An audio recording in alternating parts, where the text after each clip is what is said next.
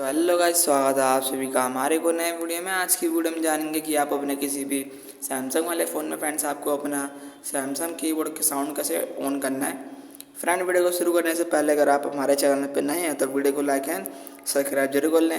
Friends, आपको यहाँ पर सिंपली करना है, सेटिंग ओपन कर लेना है। सेटिंग ओपन करने के बाद गाइस यहाँ पे आपको सिंपली शो हो जाएगा साउंड एंड वाइब्रेशन, तो आपको यहाँ पे क्लिक करना है। यहाँ पे क्लिक करने के बाद गाइस यहाँ पे आपको सिंपली शो हो जाएगा system sound and vibration control, तो आपको यहाँ पे क्लिक कर लेना है।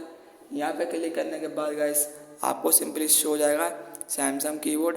सिंपली फ्रेंड्स, आपको इसको साउंड ऑन करने के लिए आपको आइकन पे क्लिक कर देना है। आइकन पे क्लिक करने के बाद देख सकते हैं फ्रेंड्स, आपको बैक आइकन में दिखा देता हूँ कि आपके सैमसंग कीबोर्ड में आप साउंड की आवाज़ आएगी। फ्रेंड्स, आप देख सकते हैं